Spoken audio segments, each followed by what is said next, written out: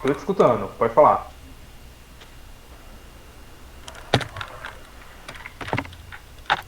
Eu acho que Oi, agora tá ela que não. conseguindo me ouvir? Tô escutando ouvir sim. Acho que ela que não tá escutando a gente.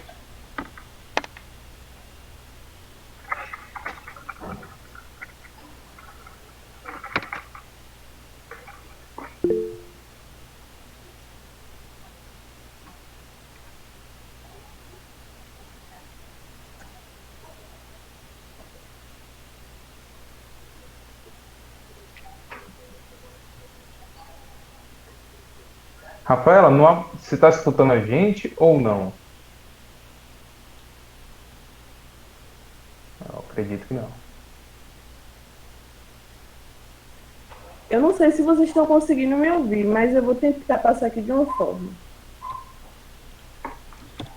Eu estou te ouvindo, viu, Rafael? Eu consegui te ouvir.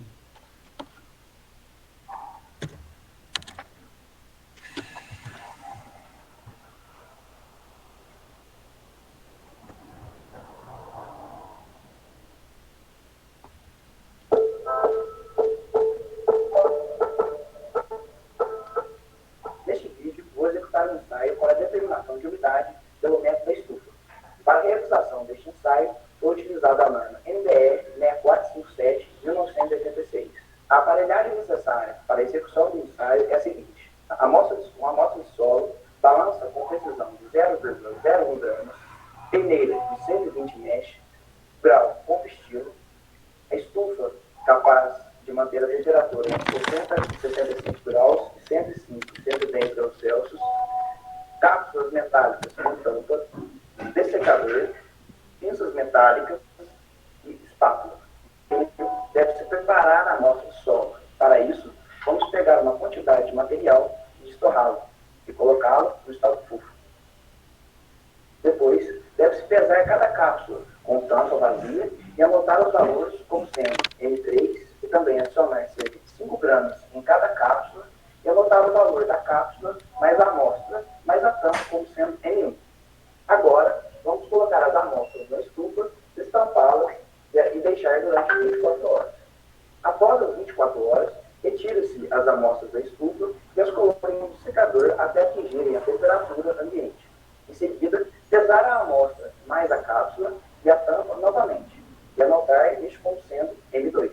Para determinar o teor de umidade, utilizaremos a seguinte expressão: H igual a N1 menos N2 sobre N2 menos N3, isto vezes 100, sendo H teor de umidade em porcentagem N1, massa do solo úmido mais a massa do recipiente, em gramas. M2 igual a massa do solo seco mais a massa do recipiente em gramas. M3, massa do recipiente também em gramas. Por fim, calcule-se a média das determinações efetuadas.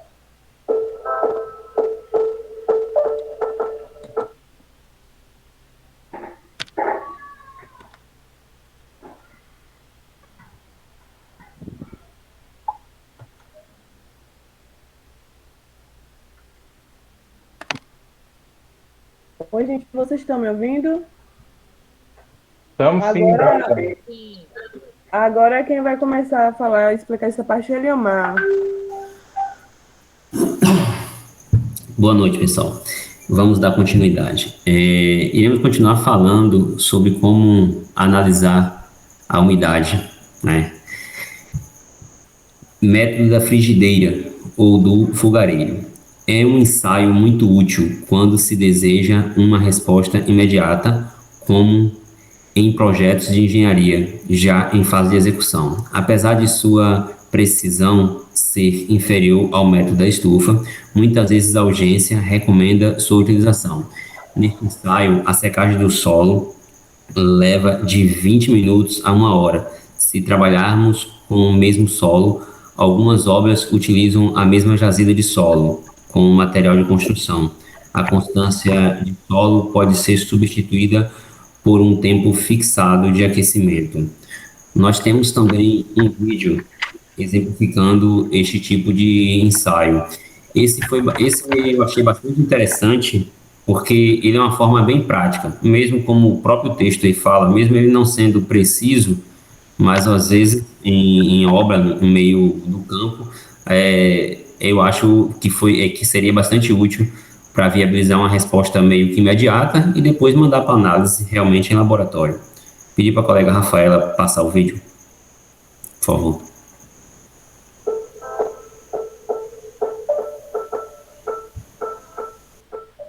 Neste vídeo, iremos demonstrar como se obter a umidade de amostra de solo. Este ensaio, conhecido como método da frigideira, é muito fácil e prático de ser utilizado, pois necessita de poucos equipamentos e é obtido de maneira muito rápida. É muito comum a utilização deste método em canteiros de obra, pois necessita de poucos equipamentos. É utilizado, por exemplo, para a obtenção da umidade da areia, a ser utilizada em argamassas e concretos, pois assim podemos recalcular o traço do concreto através da umidade da areia.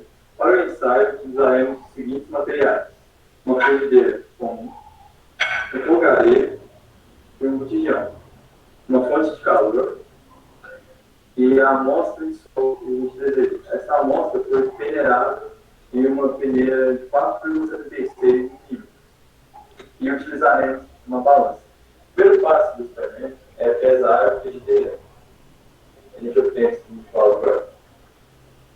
Em seguida, adicionaremos 50 gramas da amostra de solo na frigideira. Após adicionar 50 gramas da amostra de solo na frigideira, iremos aquecer por aproximadamente 15 minutos no fogareiro. Para o aquecimento homogêneo, temos que mexer a nossa amostra. Após o aquecimento e a resfriagem, espera-se que toda a água da amostra tenha evaporado. Vamos agora, então, levar a amostra para a balança e obter, assim, a massa de solo seco. Com isso, após obtermos a massa de solo úmido e a massa de solo seco, podemos obter a massa de água através da equação. Massa de água é igual a massa de solo úmido menos massa de solo seco. A massa de água é igual, então, a massa de solo úmido, que é 49,38 gramas, menos a massa de solo seco, que é 37,68 gramas, dando um valor de 11,7 gramas de massa de água. Com isso, através da fórmula massa de água dividido pela massa de solo seco vezes 100, obtemos a umidade do solo. A massa de água encontrada foi de 11,7 gramas, dividido pela massa de solo seco, que foi de 37,61 gramas, vezes 100, obtemos um valor de umidade de 31,05% para a nossa amostra de solo. Como foi mencionado inicialmente, o método da frigideira é bastante utilizado. No entanto, ele não é muito preciso. Por isso, utilizamos a seguinte equação de refrigeração do método da frigideira com o método da estufa. Essa equação é obtida de um trabalho da professora Andréa Correia, do Departamento de Engenharia da UF. A umidade da estufa é igual a 0,9778 vezes a umidade da frigideira menos 2,6095. Substituindo o valor encontrado da umidade da frigideira, obtemos o seguinte valor: umidade da estufa 7,35%.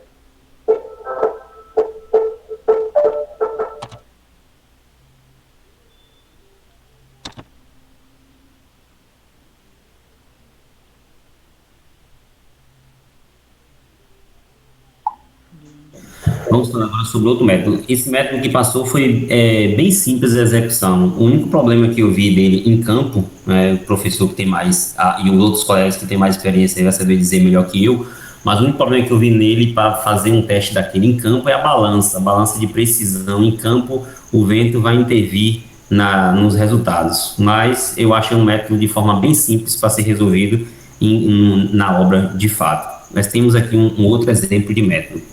Esse método possui restrição de uso em campo, pois a queima do álcool comum produz resíduo na água. Quando autorizado pelo responsável, é outra maneira de obtenção do teor de umidade. Esse método apresenta algumas limitações, como restrição quanto ao controle da temperatura, prejudicial para avaliação em solos orgânicos, além de poder gerar alguma coisa ali em solos argilosos.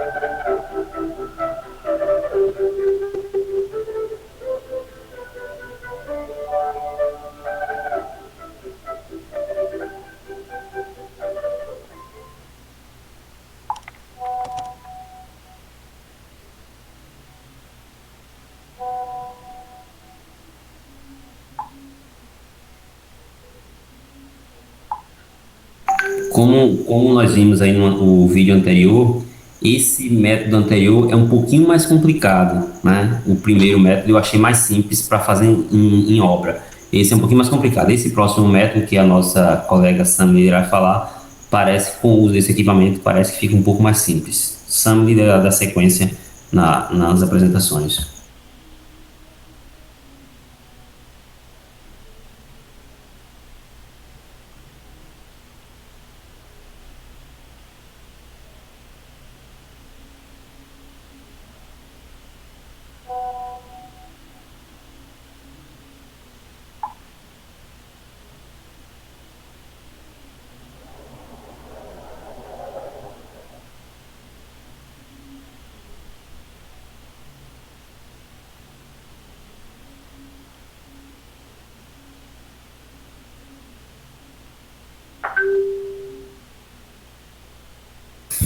Bom, Boa método. noite.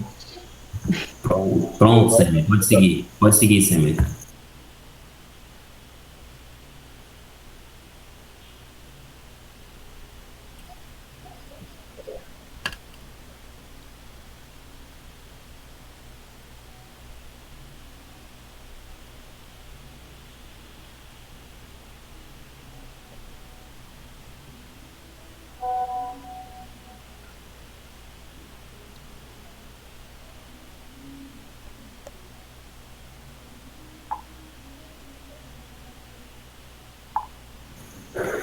Bom, professor, acho que a colega teve um problema lá. Ela me passou uma mensagem aqui, pediu para mim ler esses próximos slides. O método SPEED é outro ensaio de determinação em campo do teor de umidade, utilizando o aparelho chamado SPEED. O princípio do ensaio é consequência de uma relação química da água existente em uma amostra de carbureto de cálcio executada em um ambiente confinado, gerando acetileno e hidróxido de cálcio. A expansão do gás acetileno é proporcional à quantidade de água presente na amostra de solo. Esse ensaio exige que sejam feitas conferências no aparelho e correções, pois podem ocorrer muitos erros em função de zeragem do manômetro de temperatura. Na verdade, essa informação por último aí, que deve ser sempre feita conferência, é algo de praxe. Tem que sempre levar um manômetro. Qualquer aparelho que tenha manômetro tem que ser levado para poder fazer a aferição e calibragem da forma adequada. Mas o manômetro estando calibrado da forma adequada, este parece ser um ensaio um pouco mais simples de ser executado, né, em obra. Segue aí com o vídeo, por gentileza, Rafael.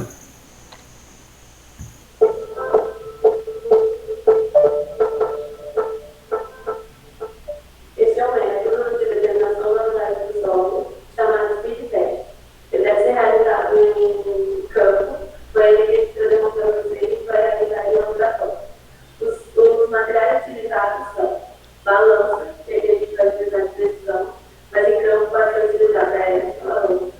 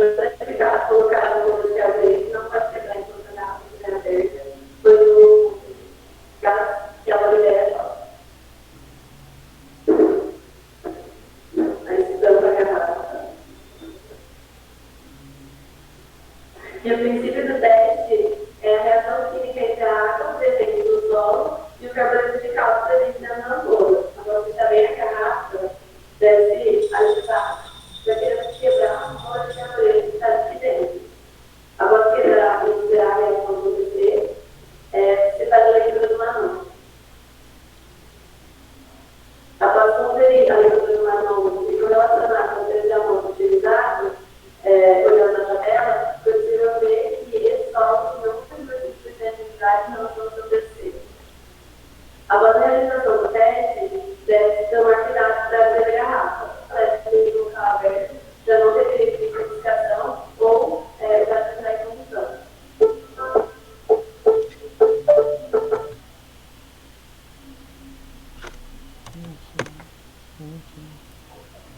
Determinação da massa específica de acordo com a NBR 600 e 508. Essa norma prescreve o método de determinação da massa específica dos grãos dos solos. Passa na peneira de 4,8 milímetros de acordo com a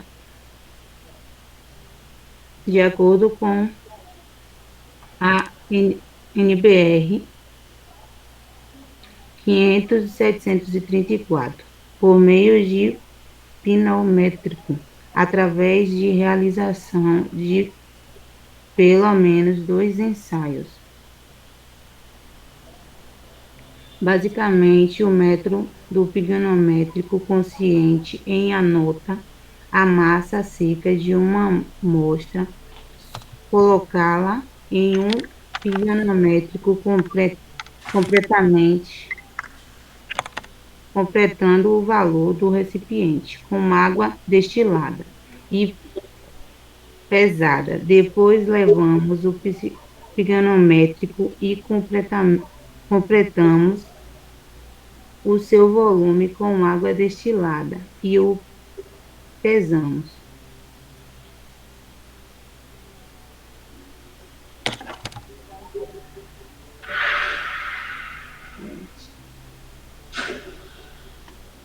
Que massa. Que massa. Olá, neste vídeo nós vamos demonstrar o experimento com o pneumétrico para realizar o cálculo de massa específica dos grãos. Primeiramente, nós vamos pesar o recipiente onde colocaremos a amostra de solo.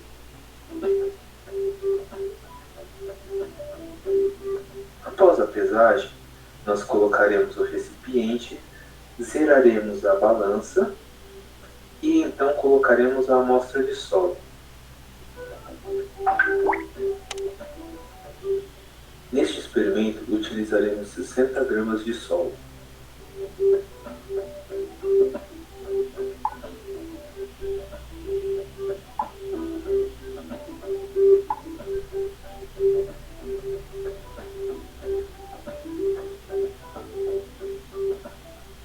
Essa amostra deverá ser colocada no recipiente metálico para que possamos levá-lo à estufa e então realizar a secagem da amostra.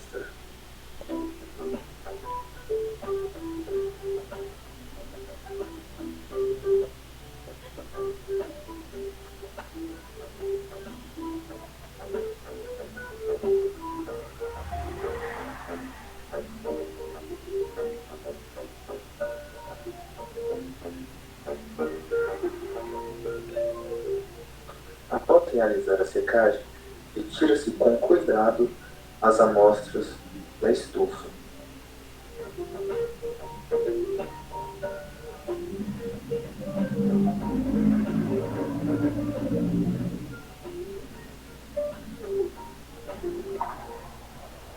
Levamos então as amostras novamente até a balança, onde ela será pesada depois de seca.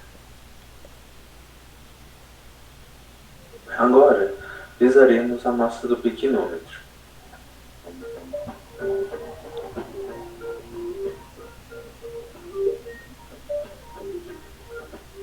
Após registrado a massa do piquinômetro, colocaremos o recipiente sobre a balança, zeraremos e então preencheremos com água destilada. Para isso, contaremos com o auxílio de uma seringa.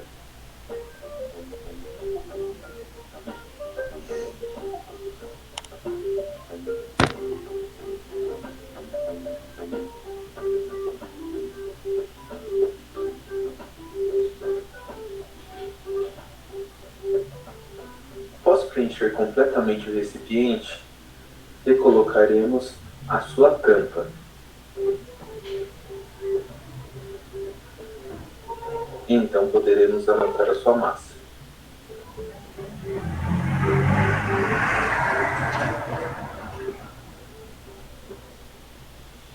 Agora, colocaremos a amostra em um recipiente para que possamos misturar com água destilada e então saturar o solo.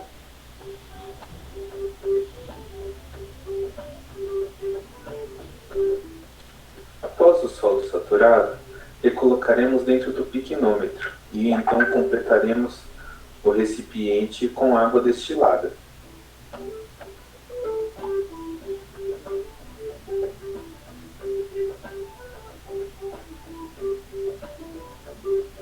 Em seguida, registraremos a massa da mistura.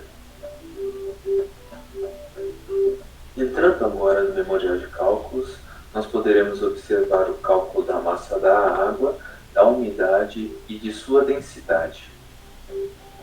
Podemos observar agora o cálculo do volume do solo, da massa específica do solo e o peso específico do solo. E por fim, temos a coleta de todos os dados obtidos durante este experimento e por aqui encerramos o nosso vídeo. Muito obrigado.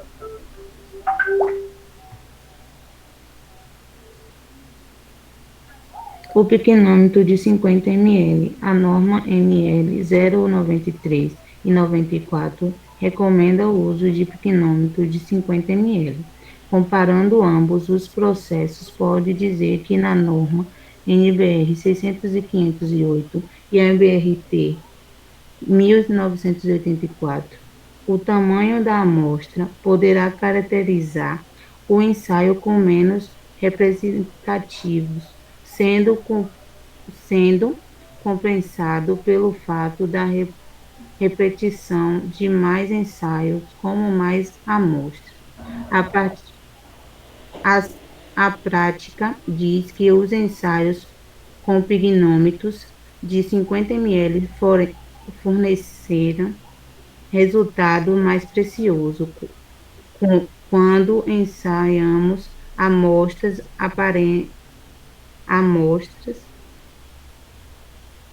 arenosa ou siltosa, e menos quando são argilosas.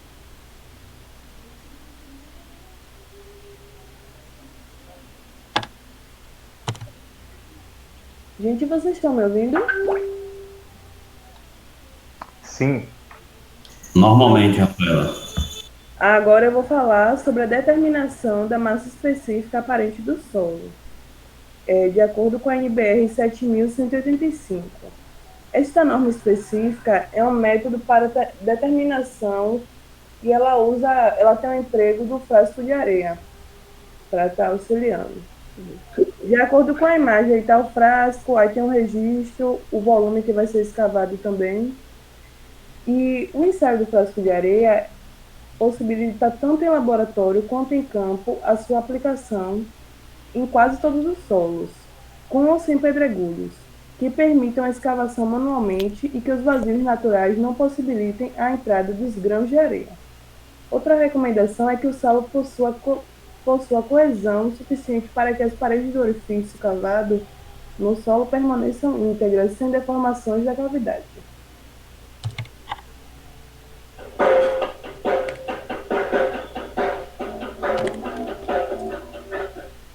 A determinação da massa específica in situ pode ser realizada com o emprego do frasco de areia.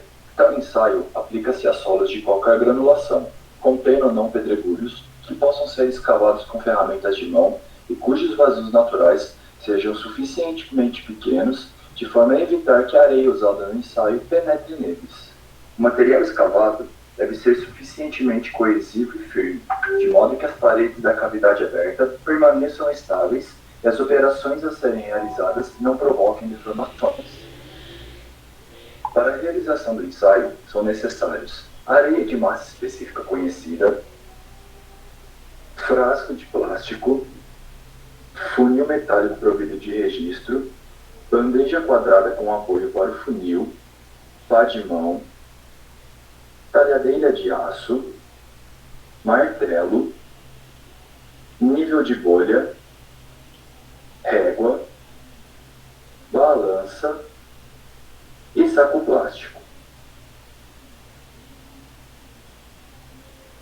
Inicialmente, deve-se determinar a massa de areia que preenche o funil e o orifício da bandeja.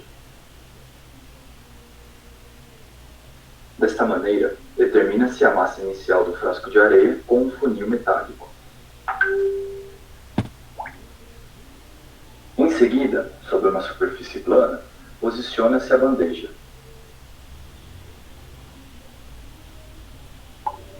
E sobre esta, o funil apoiado sobre o rebaixo.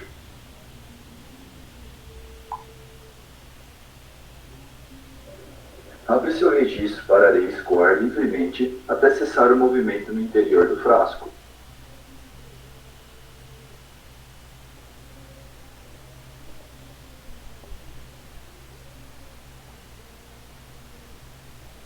Fechar o registro, retirar e pesar o conjunto.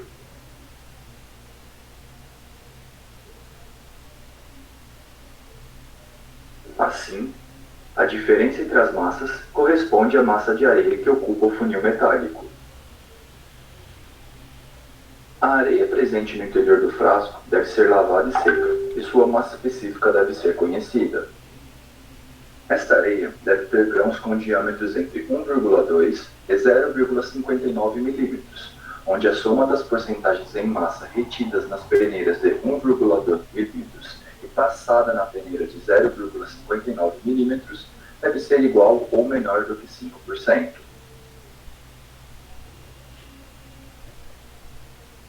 Todos os equipamentos descritos anteriormente devem ser levados ao local no qual deseja-se determinar a massa específica aparente. Inicialmente, determina-se a massa do frasco preenchido com areia e com um funil metálico.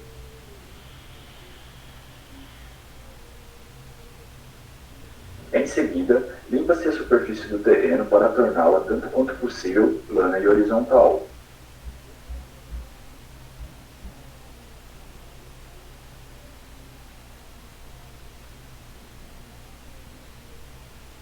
Posiciona-se a bandeja no local desejado, certificando-se do contato entre a superfície do terreno e a bandeja.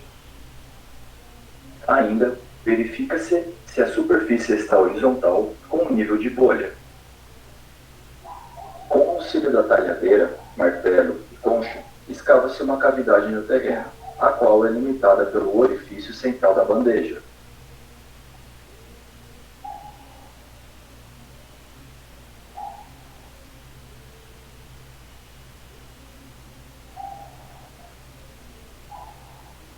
Todo o material retirado durante a escavação deve ser recolhido.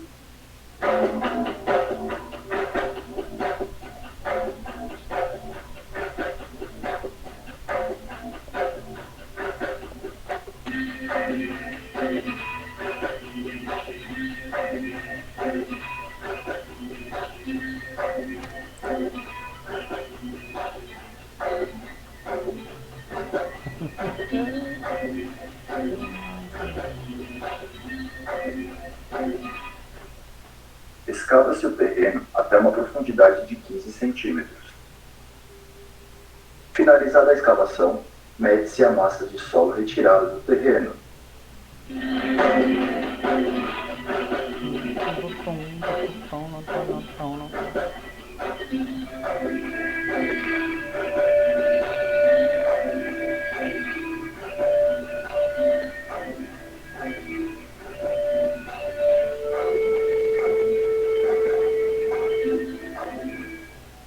Uma parte do material escavado deve ser armazenado em um saco plástico e devidamente vedado, para posterior determinação do teor de umidade.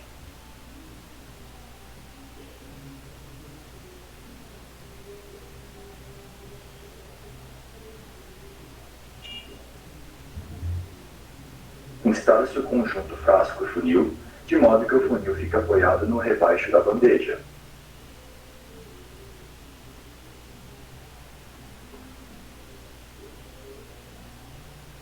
Assim, abre-se o registro e a areia escoa livremente até cessar o movimento no interior do frasco. Fecha-se o registro e retira-se o conjunto.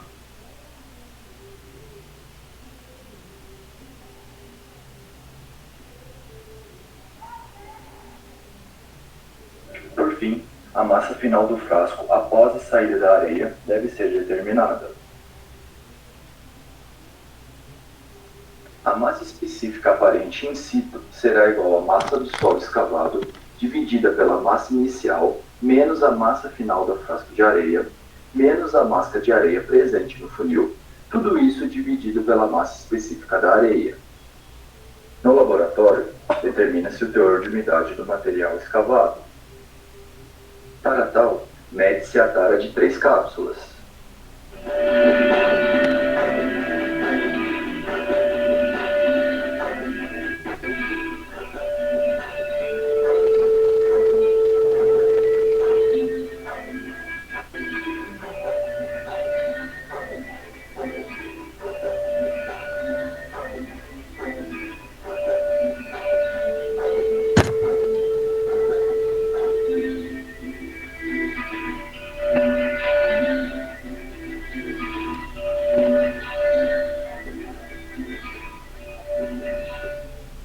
As cápsulas são então preenchidas com solo úmido,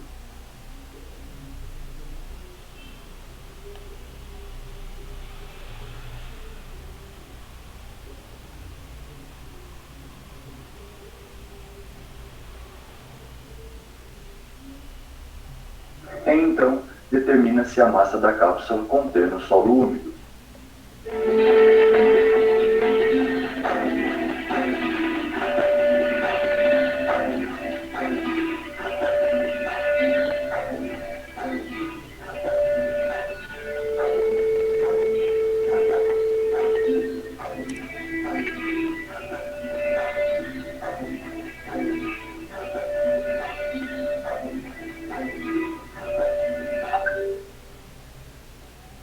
Por fim, as cápsulas são levadas para a estufa a 105 graus por 24 horas.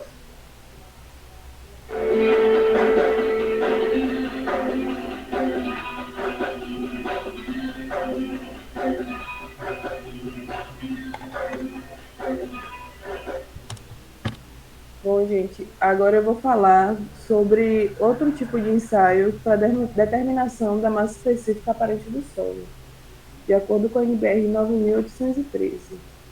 Esse ensaio, ele utiliza o emprego do cilindro de escavação.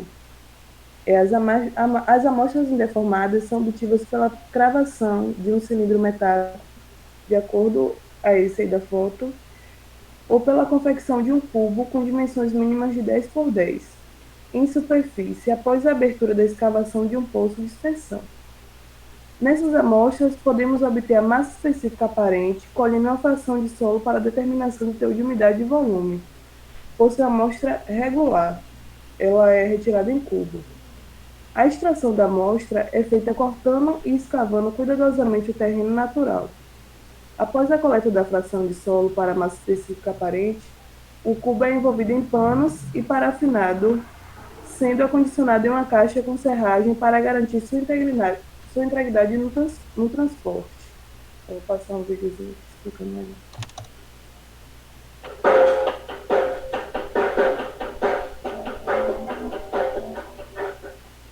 A determinação da massa específica aparente in situ pode ser realizada com o emprego do cilindro de cravação. Para o ensaio, aplica-se somente a solos coesivos de granulação fina, com consistência média a mole e isentos de pedregulhos.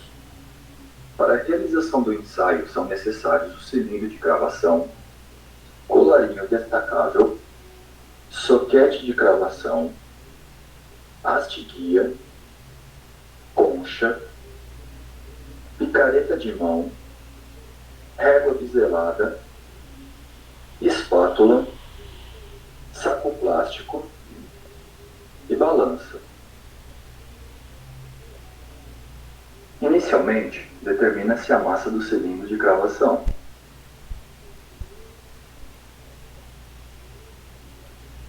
Em seguida, deve-se determinar o volume interno do cilindro.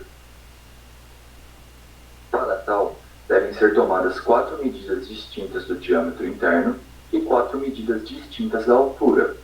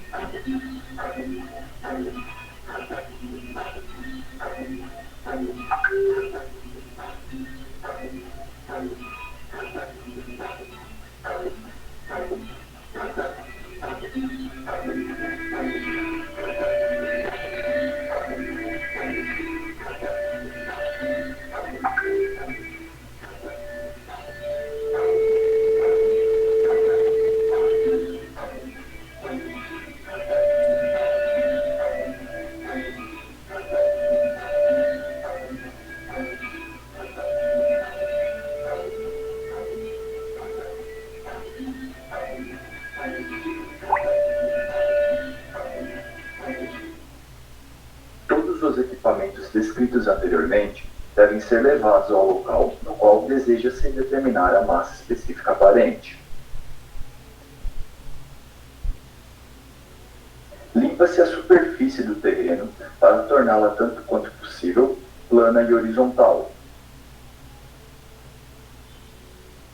O cilindro de cravação é então assentado na superfície do terreno devidamente nivelado e isento de partículas soltas. Sobre o cilindro, posiciona-se o colarinho destacável, o soquete de cravação e, por fim, a haste guia.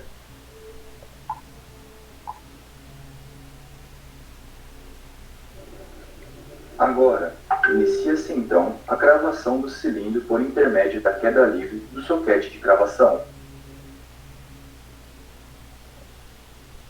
Sempre tomar o cuidado para manter a haste guia na posição vertical.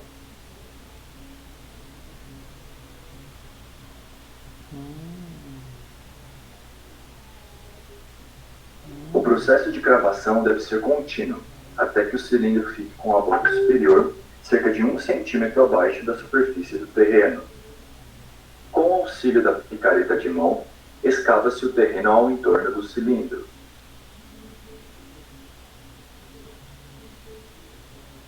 Todo o solo lateral deve ser escavado, e o solo abaixo do cilindro deve ser cortado com uma régua pincelada.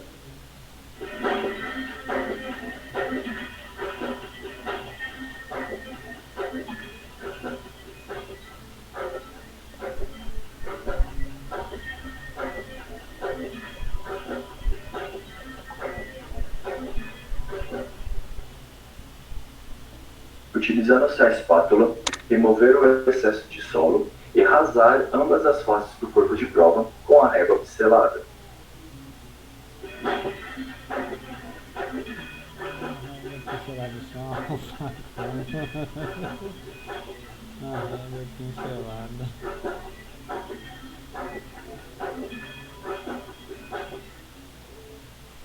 Em seguida, a massa do cilindro com o solo em seu interior deve ser determinada imediatamente, para se evitar a perda de água para o ambiente.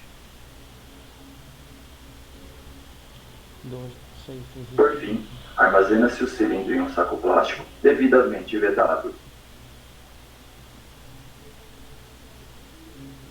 A massa específica aparente in situ será igual à massa do cilindro com o solo, menos a tara do cilindro, dividido pelo volume do cilindro. Uma parte do material escavado deve ser armazenado em um saco plástico e devidamente vedado, para a posterior determinação do teor de umidade.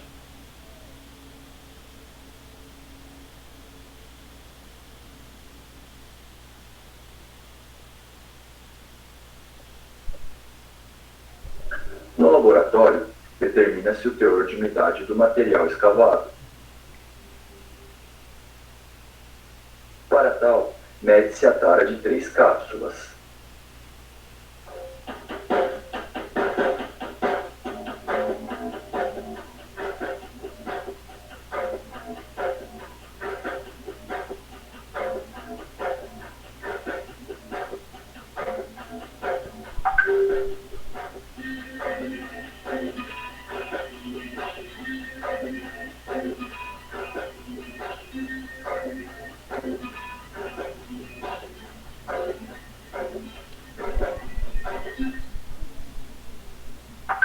seguida, preenche-se as cápsulas com um solo úmido.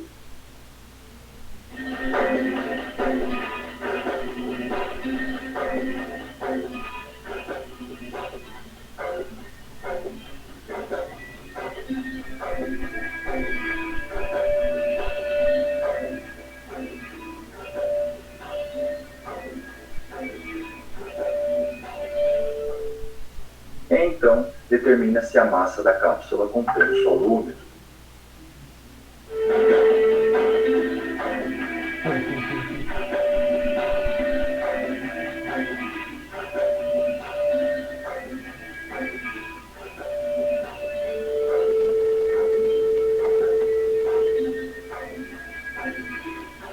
E 120 mais tara, sólido, água.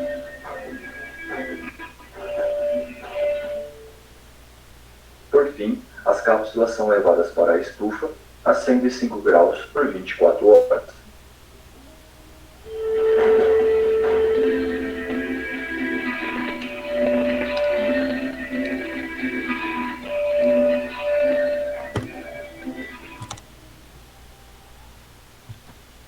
E é isso, gente. Muito obrigada a todos. Terminei.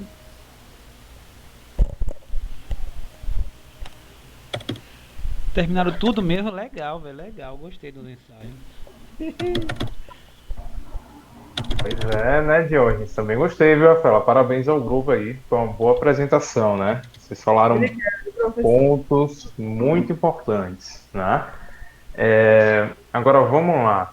Eu vou fazer o inverso hoje, tá, pessoal? Eu vou fazer uns comentários aí sobrando um tempinho, né? Como a gente levou um bom tempo aí pra entrar na aula, pelo atraso, né?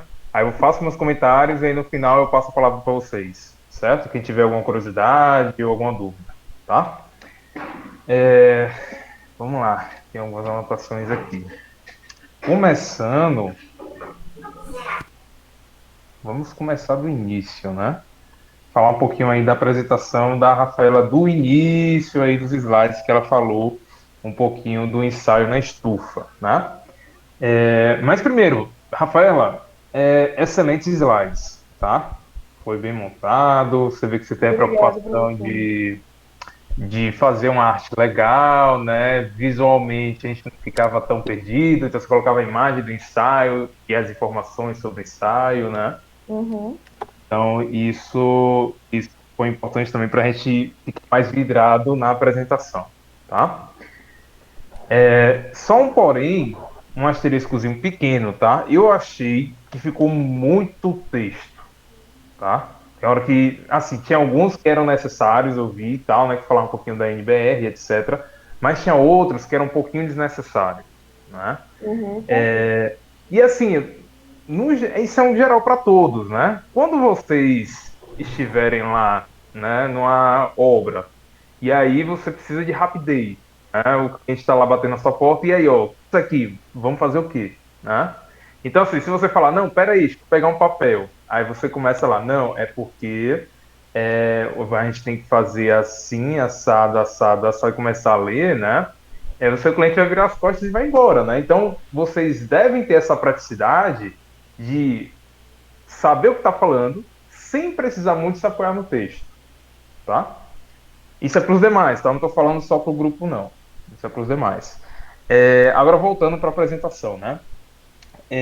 Uma coisa boa que eu também achei foi a questão da inclusão das normas, tá? Rafaela Eliomar e Samile.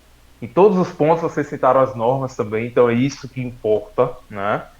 Isso é muito importante. Só um asteriscozinho para o início da apresentação, que teve uma norma lá, foi a 6457, que faltou você colocar o ano, né? Então, se for citar uma norma, coloca lá, né? A norma tal, barra e o ano, tá? Só para a gente saber qual foi a última versão, que muitas vezes tem normas que se desatualizam com o tempo, né? Isso vocês sabem também. A ideia do vídeo foi sensacional, também achei bem bacana que a gente viu na prática, né? Como é que é cada apresentação, né?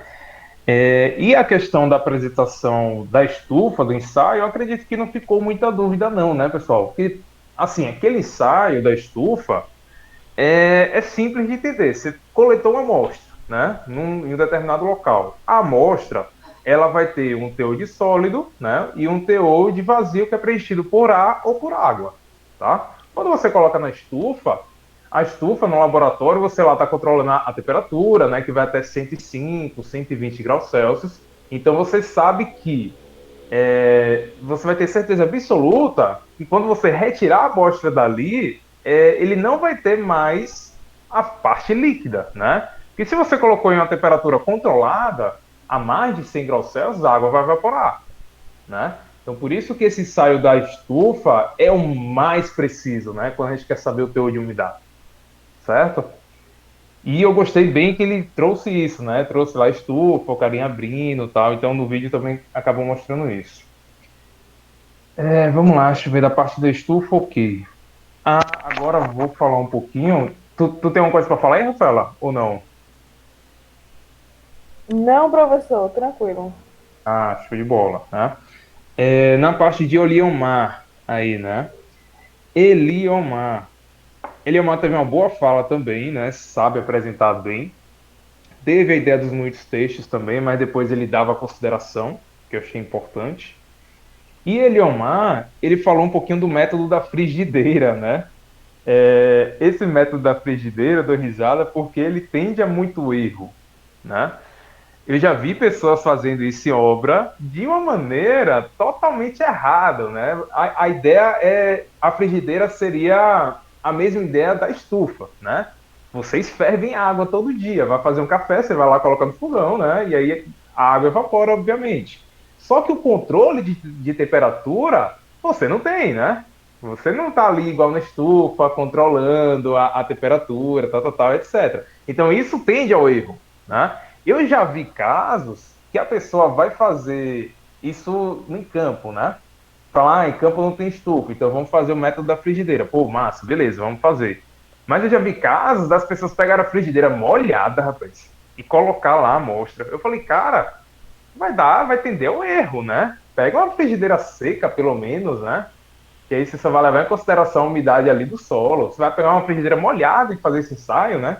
Então, assim, isso acabava tendendo ao erro, né? Mas não quer dizer que não seja um ensaio válido, tá? Obviamente que da estufa a gente tem uma maior precisão, mas a da frigideira também funciona para a gente tirar alguma consideração em campo. Para vocês terem noção, eu já fiz ensaio, né, em campo usando o sol, né? Tava lá na pressa, eu precisava saber ali o teor de umidade. O que eu fiz? Peguei a amostra, né? Pesei, eu tinha uma balancinha portátil, né? Que eu colocava no bolso, aquelas balancinhas de pesar ouro, né? De precisão. Coloquei, pesei minha amostra, joguei ali no sol, né? Tava um sol tremendo, era uma obra distante da cidade, né? E era um local próximo. Eu não vou lembrar o nome da cidade agora. Era Una? Não lembro, era por aquela região, né? E aí eu coloquei, né? Botei no recipiente, né? Cercado por lona para não ter nenhuma fuga da amostra, né? Do vento e etc. Eu coloquei no sol, né? Obviamente que ele ficou muito mais tempo, né? Do que uma estufa e uma frigideira. Mas como eu não tinha acesso nem a um nem a outro, né? Acabei fazendo isso dessa maneira. Teve uma margem de erro? Teve. Mas também eu consegui fazer a leitura que eu queria, que era um teor próximo ali do que estava acontecendo, né? Então, assim, essa questão da teor da umidade, vocês podem ser criativos, né? No dia a dia, na prática. Vocês não vão ter precisão igual no laboratório. Mas na prática, nós somos engenheiros, né? Então a ideia da gente é literalmente engenhar, né? Ter ideias fora da curva, tá? Meu professor. Fala, Eliomar. Por isso que eu achei interessante quando eu estava pesquisando sobre esse trabalho. Na verdade, um colega pesquisou e a gente foi interagindo juntos. Daí, essa parte da frigideira ficou interessante porque na maioria dos canteiros de obra, mesmo que distante, fora da cidade, digamos assim, a gente vai encontrar uma frigideira de que algum peão trouxe para esquentar o rango meio-dia, né, e aquele fogãozinho lá, ou mesmo que um monte de lenha lá que não dá para esquentar algo.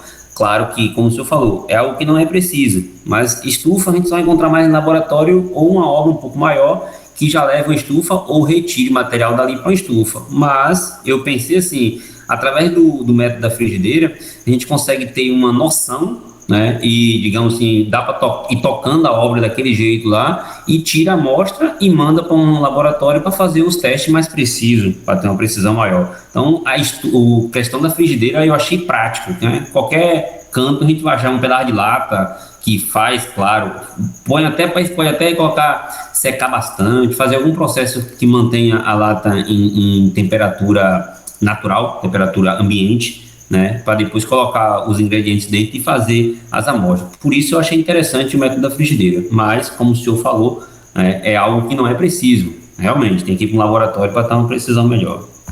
Exatamente, né? E aí que tá a falha também, né? O que as pessoas fazem no dia a dia. Faz isso, pega um método aí com grande taxa de erro e vai fazer uma estrutura. Cara, você tá literalmente tirando a garantia que você tem no projeto estrutural, né? Então isso é para você fazer na prática e em medições pequenas, que o seu erro não vai trazer um grande prejuízo para o que você vai fazer, né? Se você está fazendo uma estrutura e você precisa de uma leitura clara, cara, pegue sua amostra, paga um laboratório, né? E aí você vai ter uma leitura correta. Agora, você fazer um método desse para você fazer uma mega estrutura, é dar um tiro no pé, né? Fala, Thiago. Professor, assim, eu discordo do senhor. Eu acho que o método da frigideira e o método do álcool também são dois métodos bastante eficazes. Não tem a precisão do laboratório, mas são precisos sim para a condição em que você se encontra. Me entende, né? A gente estando no campo de serviço são N fatores. Tem momento que você vai ter acesso ao laboratório, mas tem momento que você fica muito distante disso tudo. E aí o que você tem que engenhar, como o senhor disse. E através da frigideira, você respeitando, um exemplo, se eu uso um critério para desacreditar no uso da frigideira se ela tivesse molhada. O cara se atentar, quem vai fazer esse tipo de serviço, e o engenheiro acompanhar para que a frigideira não esteja molhada, para que esse estudo não seja feito quando o tempo estiver chuvoso ou então em questão de umidade, que você vai ter sim um ensaio preciso, sim, entendeu?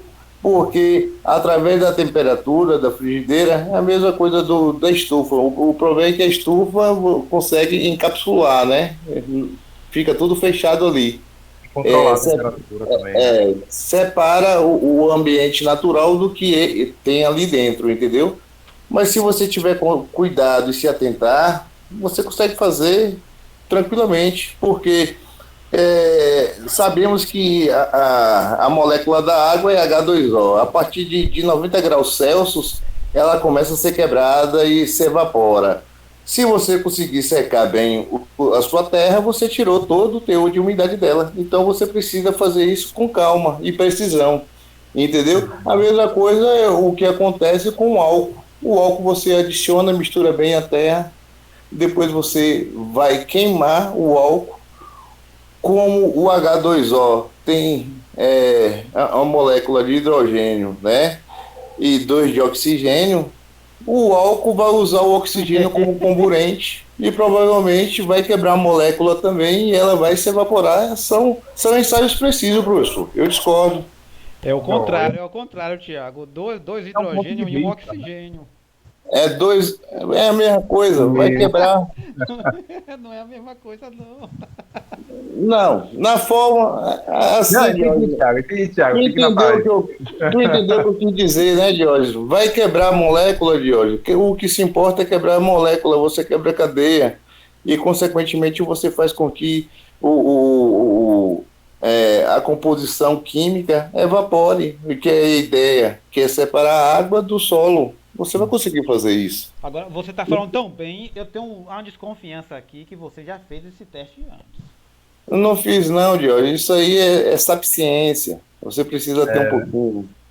Joia. Mas, assim, é um ponto de vista, né? Um ponto de vista. Mas entendemos sim, perfeito. Professor, você está em alguma obra, numa transamazônica, dentro do Amazônia. Qual é o laboratório que o senhor vai ter acesso, professor? Entendi, né?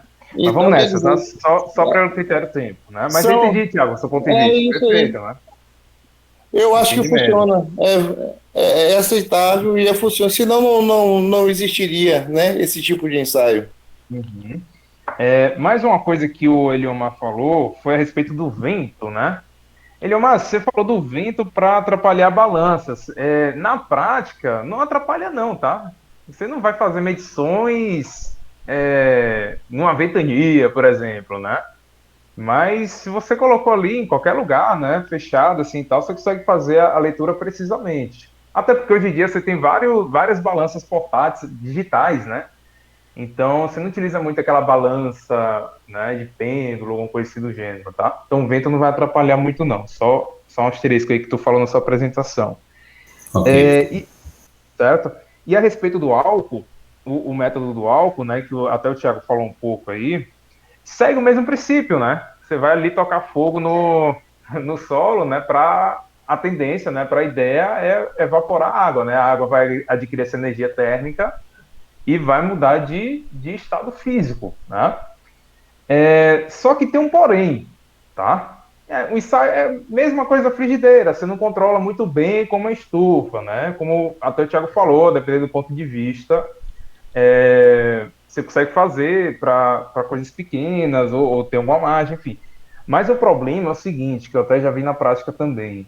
O, o, a pessoa que vai fazer o ensaio, pô, beleza, fez o ensaio ali com álcool, tal, depois mediu massa úmida, depois a massa seca, achou o teu de umidade, beleza.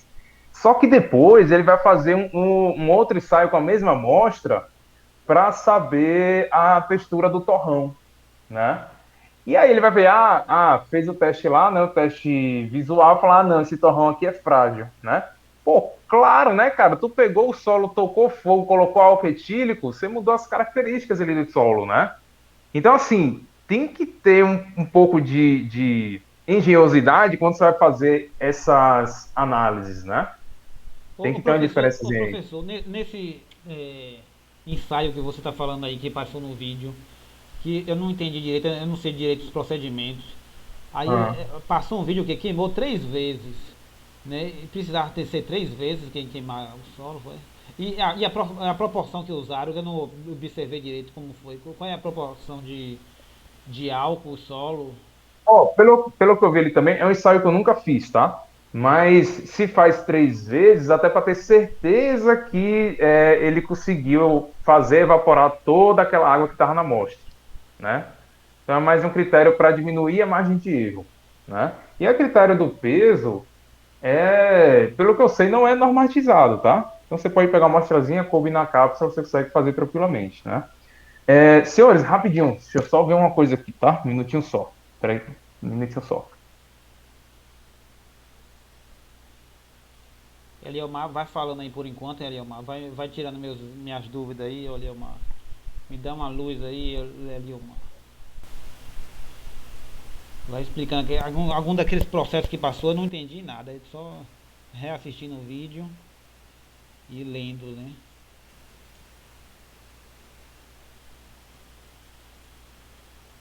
Quem sou eu? Tem um monte de professor em sala de aula. Quem sou eu? Você é o professor do dia, meu caro.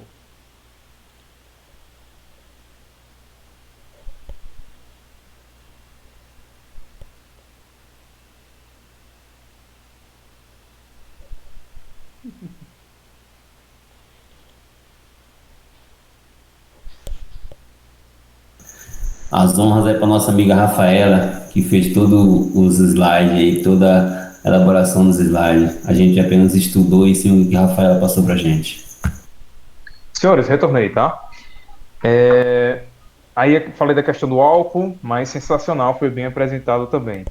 Aí vi uma parte de Samile depois, só que deu um problema, né? E o Eliomar que fez iniciou a apresentação dela, né? Eliomar, você falou 2 pontos importantes, um sobre speed e outro sobre a calibragem, né? Senhores, a calibragem é muito importante, né? Qualquer instrumento, vocês contrataram um laboratório, ou vocês trabalham em um laboratório, ou de qualquer maneira você utiliza algum equipamento, na engenharia, ou em qualquer área também, né? Todo equipamento deve ser calibrado.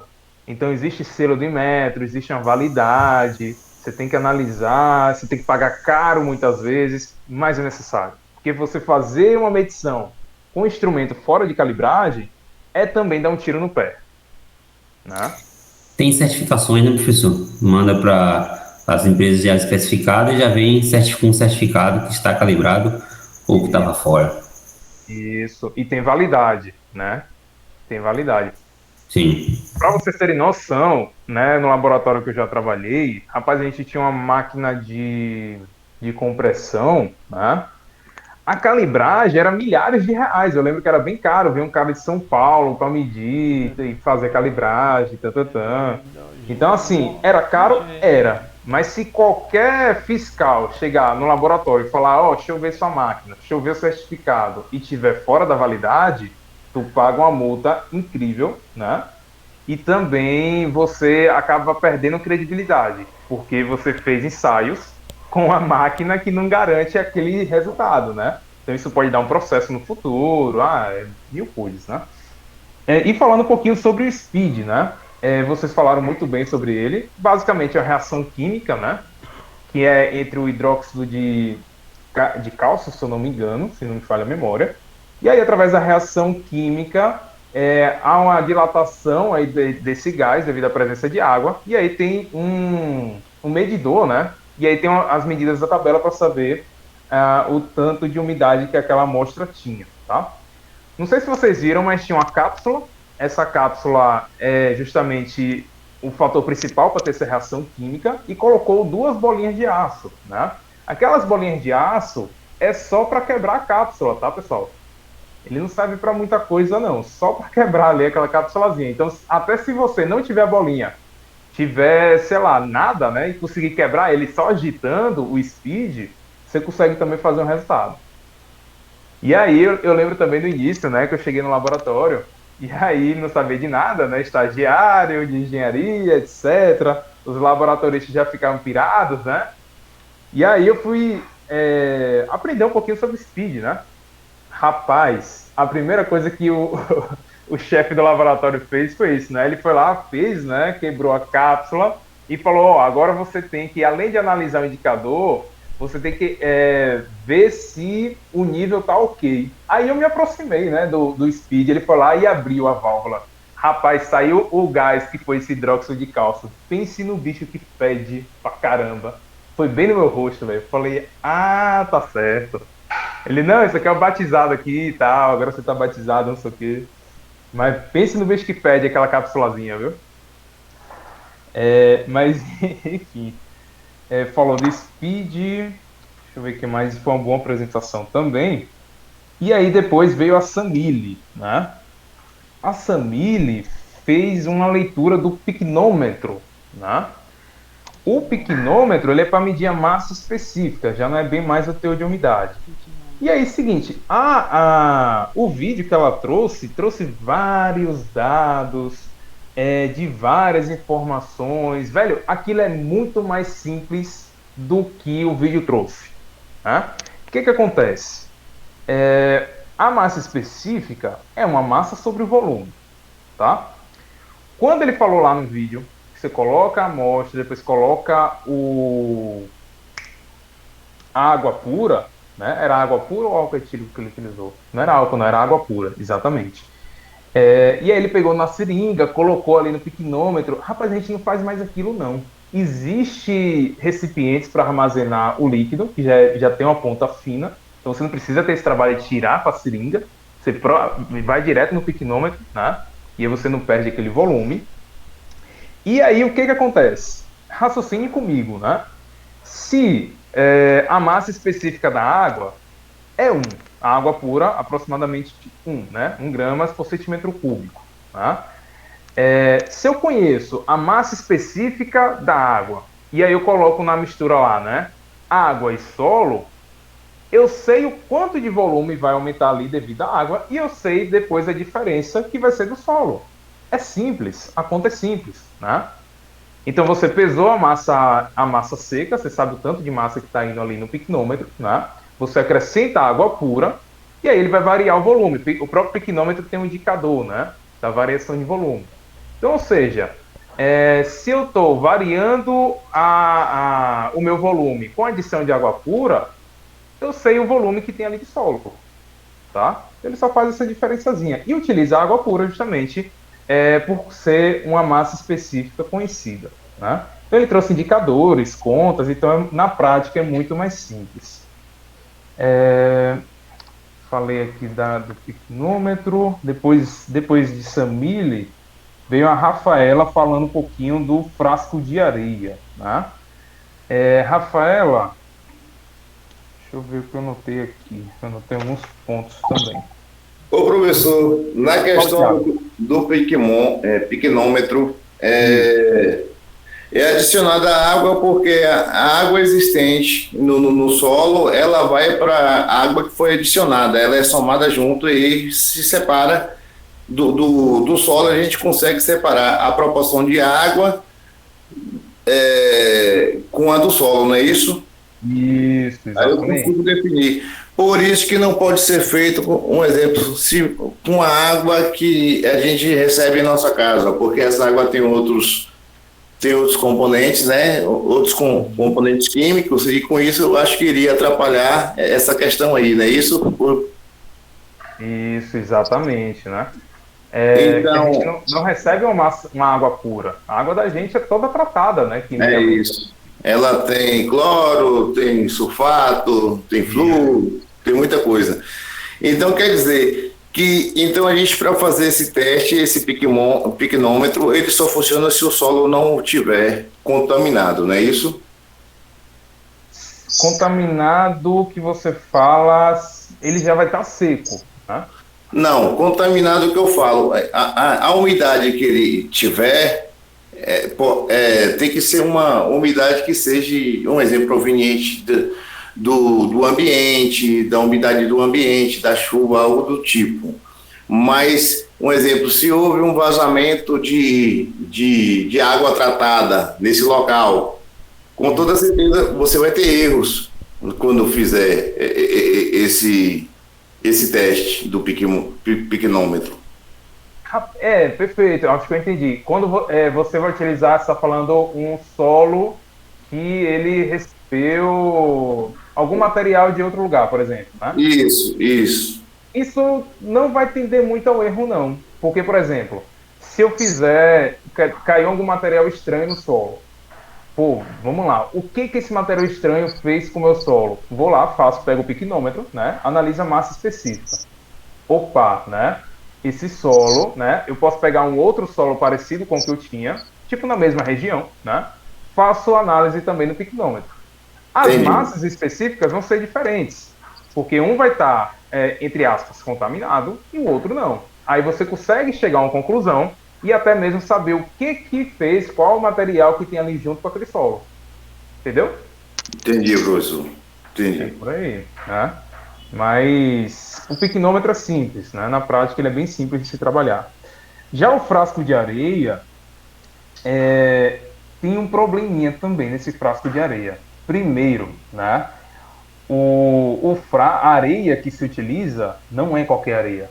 Eu já vi vários laboratoristas pegando a areia que está ali, que você vai usar no concreto, jogando ali no frasco para fazer um ensaio. Eu falei, rapaz, não vai dar certo isso, né? Por quê? Aquela areia ali é uma areia graduada. Você compra uma areia que é específica para análise do frasco de areia, para aquele ensaio, né? Mas não, as pessoas vão lá, areia, tudo igual, vão lá, pegam e acaba novamente tendendo ao erro, né? Então vocês observaram, né, que ele faz um furo no solo, tem todo um procedimentozinho, né? Até no laboratório você consegue fazer. Por isso que tem que ser uma areia conhecida e ela deve ser uma areia fina, né? Ele tem na norma também, na 6457, eu não lembro a graduação dessa areia, né? Só consultando lá. Mas deve ser uma areia fina, né? Porque se for uma areia grossa, você não consegue, né, ter as devidas medidas e até porque vai ter um índice de vazio muito grande, tá? E aí, como é que funciona esse ensaio? Vocês viram, né? Ele vai lá, pega um frasco com areia dentro, sabendo a massa da areia e sabendo a massa do frasco, obviamente, né?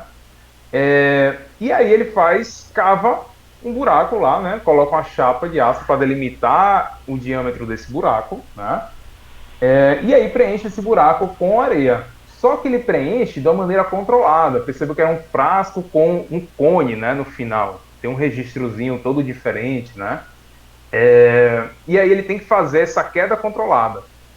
Quando a massa da areia preencher todo o buraco, né, aí você fecha o registro. Então o que acontece? Se eu conheço qual é a areia, eu conheço a massa específica dela, né? Eu sei ali como é que se diz? Eu sei a massa que entrou no buraco, que depois eu vou fazer diferença, né? Se eu tinha um determinado tipo de massa, vamos dizer que eu tinha, sei lá, 600 gramas, né? Depois eu peso novamente e tem 200 gramas, obviamente, 400 gramas foi para dentro do buraco, né? Então eu sei a massa que está dentro ali daquele buraco. Então se eu conheço a massa específica com essa massa, eu consigo determinar o volume que tinha ali de solo naquele espaço, né? Se eu conheço o volume e conheço a massa que eu retirei ali daquele buraco, eu consigo achar a massa específica do solo. Todo o objetivo é para isso, né? Para encontrar massa específica. E massa específica é massa sobre volume, né? Então, fazendo esse ensaio, a gente consegue determinar a massa específica, analisa uma tabelinha e vê lá, opa, esse solo aqui ele se enquadra em tal lugar, né? Agora tem um pequeno asterisco nesse ensaio também, que o grupo não comentou. Esse ensaio, como vocês puderam ver, ele só funciona com solo ou bem compacto, por natureza, né? Ou se ele tiver meio plástico, meio sólido ali, com um certo teor de umidade.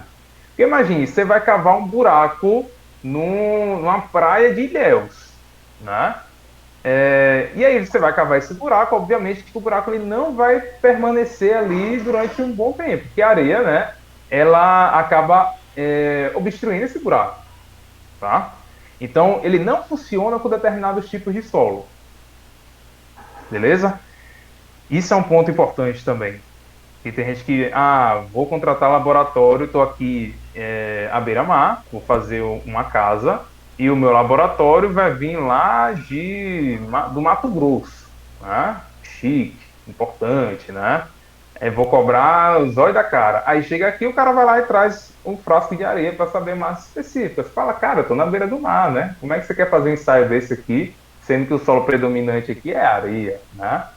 Então tem esses critérios assim que até o próprio laboratório tem que saber o que fazer em cada situação, tá? Se o laboratório não souber, aí a gente pode dar essas dicas, né? Deixa eu ver o que mais. E por último, deixa eu ver quem é. Então se retirar o solo de uma maneira assim, sem técnica, sem método, não serve para fazer teste, né? Não serve para fazer teste. Você tem que saber como retirar o solo. Por isso que tem, não sei se você percebeu, tem uma chapa com um círculo no meio, né? E aí você só retira a terra, o solo daquele círculo. Se você não souber como retirar, o ensaio vai ser impreciso, vai dar uma diferençazinha. Certo? Entendeu, Diógenes? Legal. Eu gostei daquele outro que solta o peso na vareta e o peso cai. Engraçado. Cavação, né? Aquele ali é massa. Vou comentar dele também, né? E aí, naquele mesmo ensaio do frasco de areia, ele falou um pouquinho do teor de umidade, né? Mesmo esquema, utilizou uma estufa e tal. Então, esse ensaio nos remete ao primeiro que a Rafaela falou também, né? Na maioria desses ensaios, né, no final a gente sempre utiliza alguma coisa no teor de umidade. Pega, leva a amostra para a estufa, etc, né? E aí, falando desse último ensaio aí, que foi Diógenes que falou, né? Da cravação, que é engraçado de fazer, né? Senhores, particularmente falando, eu nunca fiz aquele ensaio, tá? Só por um motivo. Muito trabalhoso. Cara, tu levanta peso, solta peso, levanta peso, solta peso, né? Bicho, tu consegue fazer ali esse mesmo ensaio com outro método, né? Assim, se não tiver jeito, só tem aquele equipamento, pô, massa, vamos fazer uma cravação aqui, que é para encontrar massa específica, né? Mas se você só tem ele, né? Então, pô, vamos trabalhar com ele, tá? E aí vocês perceberam, né? Aquele ali deve ser massa fazer aqui de Jequié, velho, no sólio cascalhento assim, soltar o peso pra ver se afunda ou não afunda. Imagina. Fala, Léo. Ô, professor, eu tô vendo aí, estão querendo cravejar o brucutu no cascalho. Imagine, né, rapaz? Vai dar um trabalhinho grande, né? Não, mas ele não é específico para esse tipo de material, não. Ele tem que ser específico para material, se eu não estou enganado, ele tem que passar quase 100% da 3/8. Ele para cravejar no material cascalho tem que ser, no caso aí, tem que ser densidade in situ, né? Nesse caso seria, né? Porque imagina tu fazer uma cavação no cascalho, né? O brucutu no cascalho não funciona não, porque você acaba não conseguindo cravejar, você vai deformar por causa da quantidade de agregado, né? E aí não tem condições de jeito nenhum. Agora, para material siltoso, argiloso, com certeza, liberar a camada de aterro com rapidez é o famoso brucutu mesmo. É 3, 4 pancadinhas, travejou, cavou, pesou, liberou. Nivelou as faces. Já foi, né? Aí tira a umidade higroscópica no campo, tira a outra amostra, separa a amostra para confirmar no laboratório e deu. E vão subir camada. É complicado, é rapidez. Certeza, né? Com certeza.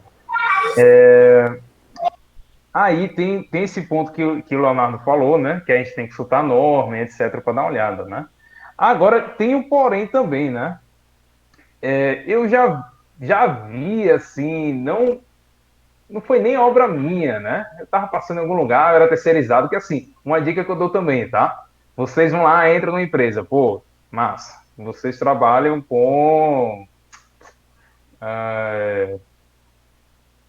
sei lá, acabamento, né? Vocês trabalham na empresa com acabamento. Uma sugestão que eu dou é vocês iniciarem a obra do início ao fim, né? Vai lá, vai aprender o que a galera da fundação faz, o que o laboratório faz, né? Eu acho que vale a pena quando vocês entram em obras grandes, assim, com várias empresas juntas, né? Todo conhecimento é válido, né? E aí eu lembro uma vez que eu vi essa cravação, não era bem uma cravação, não. Eu acho que era um ensaio parecido, mas não era bem esse de cravação, não. Mas o raciocínio era o mesmo, né? Você tinha um soquete, e aí você tinha lá que colocar em um peso e etc, né? Só que tinha um porém. Eu observei que o cara na malandragem, né? Malandragem que eu falo assim, não no teor da palavra de que ele tava fazendo por maldade, né?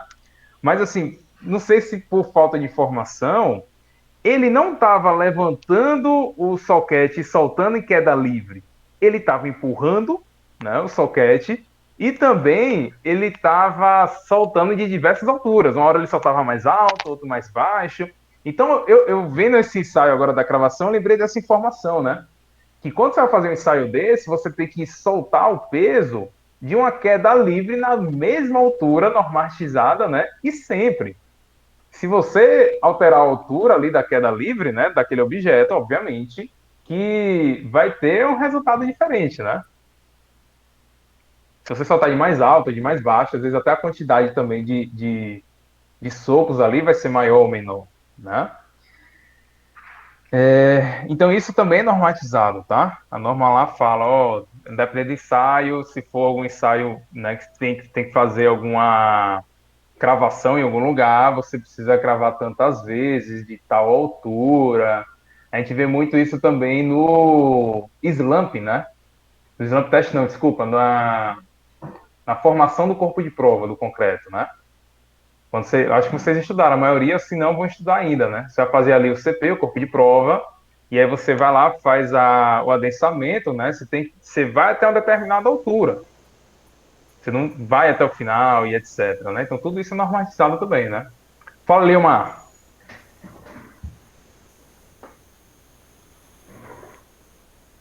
Acho que o Leomar ligou o microfone sem querer. Exatamente, desculpa, professor. Ah, beleza. Show de bola, né? Na estante, Cássio, na estante. Segura aí, já estou terminando aqui já, né? Minha fala. E aí, seguinte, no final da gravação, ele também volta àquele ponto da estufa, né? No final aí, todos vão direcionar alguma amostra para algum lugar para a estufa, até para determinar teor de umidade, etc, né? Então, assim, pelo menos uma coisa que eu quero que vocês saiam sabendo daqui é a questão do teor de umidade, que é muito importante, né? A maioria dos ensaios trabalham com estufa, ou com a frigideira, ou com álcool e etc, né? Então, esse ponto do teor ele é muito importante. E na prática é simples, né?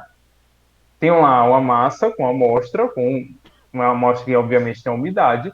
Botei para secar, vou pesar de novo. A diferença vai ser o meu teor de umidade, tá? Deixa eu ver o que mais.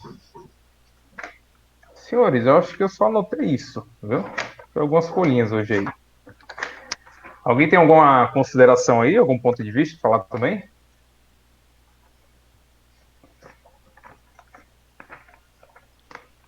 Passar a palavra aí para vocês.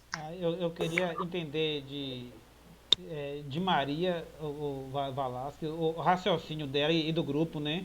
De ter escolhido essa apresentação dessa forma, porque achei interessante, eu gostaria de saber.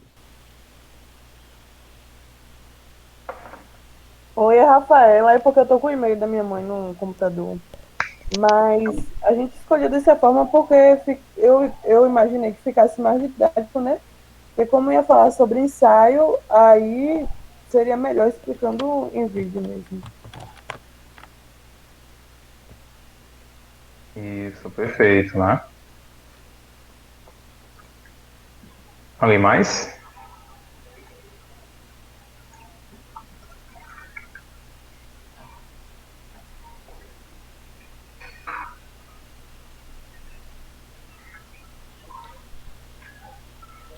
Ah, sim, é outra coisa. Como que eu consigo esses vídeos? Tem no YouTube ou vocês conseguiram por outros meios? Ele tem no YouTube, todos têm no YouTube. Isso, perfeito. O YouTube é uma boa ferramenta, né? Tem vários laboratórios que trabalham com o YouTube. E universidades também, né? Tem alguns vídeos interessantes. E é um ponto também que eu até sugiro para os demais, né? Vai apresentar um trabalho, analisa a norma, analisa artigo, revista, até vídeos também, né? Às vezes é de alguma universidade que segue um padrão, tem uma norma e tal, e aí pode contribuir também para a sua apresentação, né?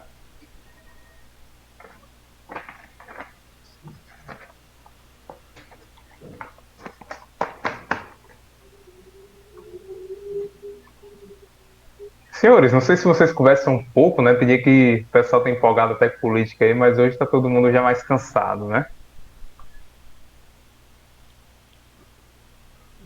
Saiu de quanto o Botafogo ontem? Que ontem pediram para sair da sala para assistir o jogo, para o professor acabar com a aula logo. E eu nem assisti o jogo, não estou mais assistindo o jogo, não. Eu estudando o dia todo. Não, com certeza, né? Não, mas tem uma hora que você tem que ter um lazer, né? Tem que relaxar a mente também. Mas quem está na faculdade e trabalha, eu entendo que eu passei por isso, né? O lazer é um pouquinho difícil. Senhores, se ninguém tem mais nenhum ponto de vista, né?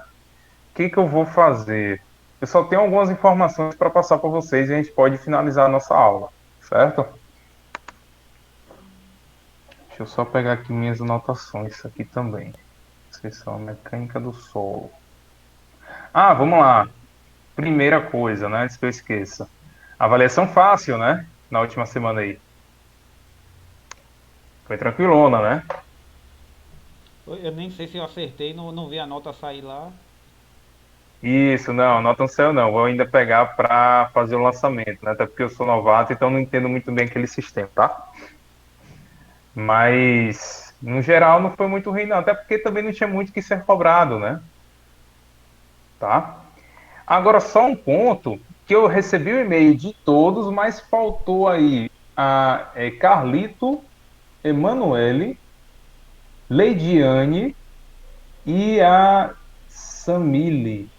Foi Samile? Não, ainda, peraí. Eu acho que teve mais pessoas aqui que eu acho que entraram durante, né? Não sei se entrou semana passada ou depois, enfim. Mas teve aqui, deixa eu ver, Valdir e Valderlane também, que se eu não me engano não vi o e-mail. tá? Então foi 1, 2, 3, 4, 5, 6 pessoas que eu não recebi a atividade. Valdir, não sei o que está acontecendo não, que eu não vejo ele aparecer nas aulas. Eu enviei minha atividade. Deixa eu ver, é Samile? Sim. Peraí, Samile.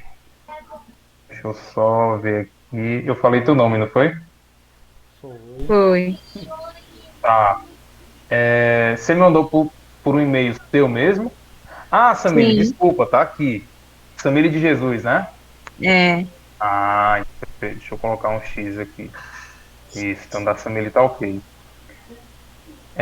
E dos demais? Carlito, Emanuele, Leidiane, né? Ô, professor. Valderlane e Valdir. Tá assim. Oi, Leidiane, eu enviei.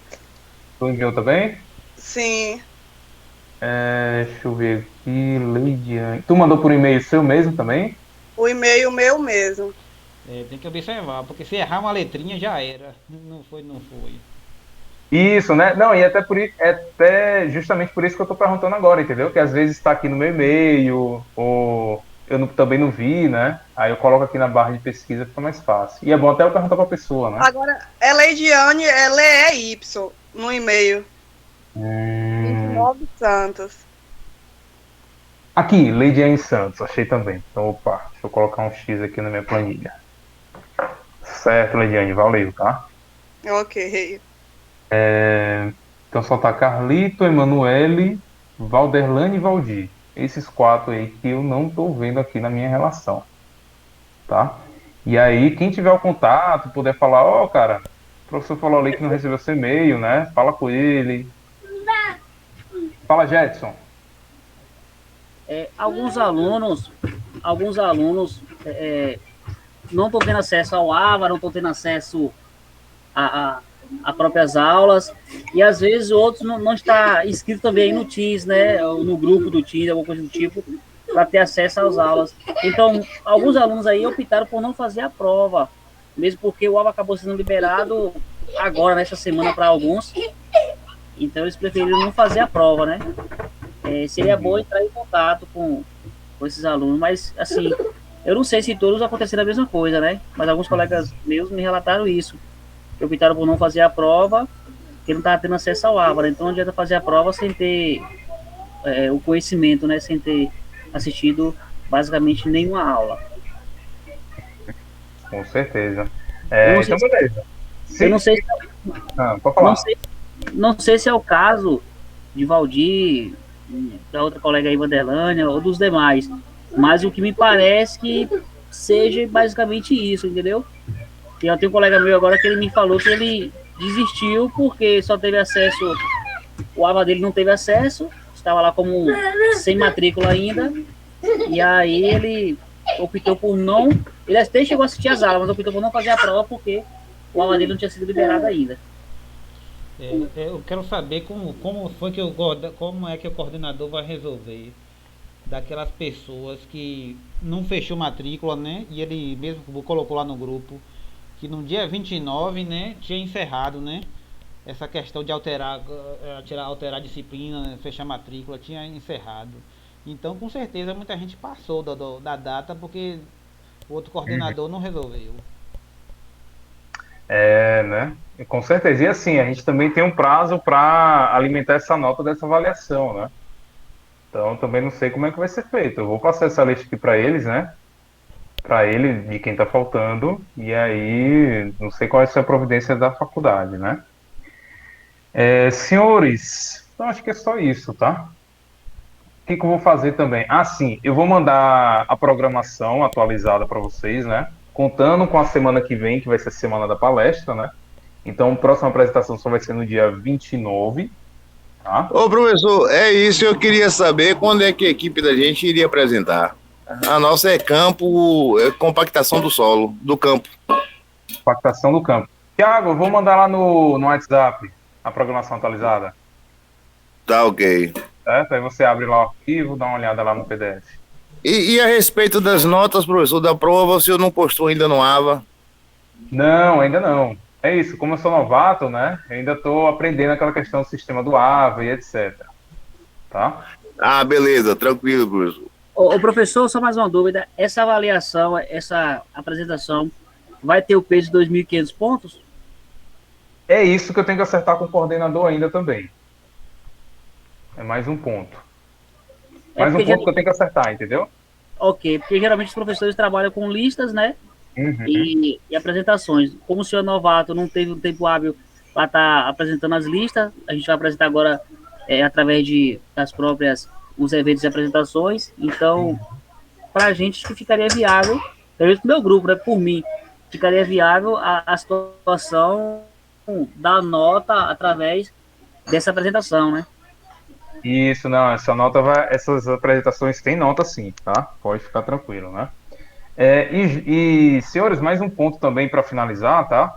Eu vou mandar para vocês um material junto com um vídeo sobre identificação tátil visual, certo? Foi um ponto que eu não sei se encaixou com nenhum grupo, né? Também não sei se o pessoal da compactação não vai falar disso, obviamente, né? A gente já está na unidade 2, então vou mandar para vocês, até para vocês estudarem, ter como consulta também, né? Boa então ideia, lá nessa boa apresentação... ideia. Eu achei que isso devia ser falado no primeiro grupo. Boa ideia. Uhum. E aí, essa apresentação, além de ter os principais pontos, né, que vocês precisam saber na avaliação tátil visual, que né, saber a parte da resistência, né, da porosidade, o que você faz com a água e etc. Tem lá também as normas, tá? Então, uma listazinha de normas que você pode analisar até desses ensaios que o grupo de hoje falou, tá? Então tem lá bem passo a passo, bem autoexplicativo. E eu também coloquei um vídeo, é um vídeo longo, mas fala todos os pontos aí de como você faz análise, até da cor do solo, até se o solo apresentar algum componente orgânico, você tem que retirar o componente orgânico antes de fazer qualquer análise, tá? Então eu vou deixar esse material disponível para vocês também. Fala, Léo. Essa parte tátil visual, será que não caberia para o ensaio de próprio, não? Rapaz, poderia, né? Eu vou dar uma olhada. Mas, de qualquer maneira, fica como consulta, até pro grupo, né? Uhum. Mas poderia entrar no ensaio do Procto também, né? Mas é isso, o ensaio do Procto tá sem grupo ainda. Né? Eu coloquei meu nome lá. Agora eu tô esperando ver. Eu até entrar em contato com o pessoal aí, quem é que tá no grupo lá do Procto. Eu coloquei o nome, até o nome aí, mas o senhor não me respondeu, isso eu ia até perguntar. Opa, Leonardo, então peraí, né? Que pra mim aqui não tá grupo nenhum. Eu coloquei no grupo, falei o senhor no privado, mandei a mensagem, mas o senhor não me respondeu, não. Talvez seja por causa das tarefas e também não prosseguir com o assunto, não. Entendi. Então, Leonardo, faz o seguinte, ó, vê se junta você e mais dois aí, chama, né? Vê quem tem, quem não tem. E aí, vê se fecha esse grupo. Se não fechar, aí a gente vê se consegue fazer uma apresentação sozinho e tal, e a gente traz algumas informações. Mas as outras pessoas que não tem grupo vão ficar sem nota, né? Leonardo? Diga, mestre. Ô, brother, eu ouvi você falando, eu posso entrar no grupo aí com você? Tranquilo, de boa. Bom, valeu. Ele tem Leonardo e João Vitor, né? Pronto, pega meu número lá no grupo lá e a gente vai trocando ideia aí, meu irmão. Valeu, deixa eu sair aqui. Fala, Diógenes. Eu imagino que o senhor, para não perder o dia de aula hoje, né, vai pegar essa gravação e vai inserir, postar no teu grupo lá do Teams, né? E a gente vai poder assistir pelo Teams, né? Reassistir pelo Teams. Provavelmente, né? Eu vou jogar lá no AVA. Agora eu não sei como é que é o acesso de vocês a esse link, né? Não, fica no Teams. Se você postar então beleza. Se você postar na sua conta do Teams lá, né? Como o link seu de aula lá, você posta. Ele fica lá no AVA mesmo, a gente entra pelo AVA. Ou então faz pesquisa pelo Stream, Microsoft Stream, faz a pesquisa e acha também. Não, posso fechar lá, não tem problema. Fala, Jetson. É só a respeito desse sistema que é muito interessante. Antes de tudo, deixa eu parabenizar o grupo que fez a apresentação. A apresentação foi bastante legal, foi bem introdutiva, a apresentação assim no popular ficou filé. né? Usaram aí os vídeos, foi bem autoexplicativo pra gente, bem interessante mesmo, um pouco até diferente das apresentações habituais. Parabéns ao grupo. Agora, o Diógenes, professor também, seria interessante pedir à instituição, sei lá, que mude o sistema, né, do Teams para a gente começar a utilizar o Google, esse que a gente está utilizando hoje, porque até a configuração dele é melhor. Com a aula do professor André e com a aula do senhor, não houve travamento. E até é impossível, meu amigo. O Thiago mesmo já falou que eles fizeram um contrato aí como se fosse um contrato com um capeta, que não pode sair desse Teams mais nunca. Bota Jesus na frente e sai, deixa eu falar. Aí o que acontece, até a configuração, porque não tinha, a gente não consegue nem mandar mensagem por escrito. Aqui a gente já consegue, né? A gente está interagindo com o professor através de áudio, vídeo e ao mesmo tempo por mensagem, né? No momento que o professor estava falando e Cássio fez uma pergunta para ele, o professor já respondeu de imediato, porque a mensagem fica instantânea na tela. Então já facilita da gente não estar interrompendo o colega. Mas é isso. Seria só isso aí, pedir para mudar o sistema e a gente utilizar esse método que parece ser bem interessante. E até a câmera dele é bem melhor do que o Teams também. Sim, pois é, né? Não, o Google Meet eu utilizo em outros lugares que eu trabalho também, né? Já é uma ferramenta já mais popularizada, né? Mas é bom, né, a gente conversar até com a instituição também, ver se eles não têm como fazer essa mudança, né? Eu já entrei, eles já falaram, ó, tem que ser o Teams, né? Devido ao AVA, não sei o quê. Falar, então vamos trabalhar o que a gente tem, né? Mas beleza, Jetson, vamos conversar com a instituição também, falar nosso ponto de vista, é importante. E senhores, então vamos lá. Então, em estado de Proctor, temos Leonardo, João Vitor, e aí vocês vão ver mais um terceiro, né? E aí tem também fluxo de água nos solos e a condutividade também hidráulica que está sem grupo. Então, quem tiver sem grupo aí, sem trio, se organizem, tá? Para não ficar sem nota.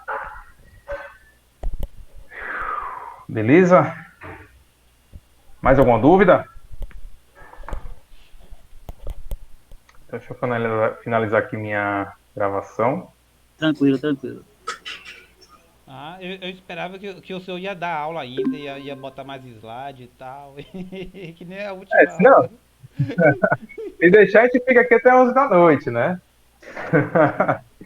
Não, mas hoje não, vamos parar por aqui mesmo, tá tranquilo, né? A gente falou de pontos bem importantes aí hoje, né? E aí, semana que vem tem palestra pra gente assistir, e aí na próxima, na outra, a gente volta aí com as apresentações. Então, beleza? Então a gente já pode sair, né, do grupo, da aula, né? Beleza. Senhores, bom final de semana pra vocês, viu? Sucesso. Boa noite, professor. Boa noite, galera. Boa noite. Boa noite, gente. Obrigadão. Boa noite. Boa noite.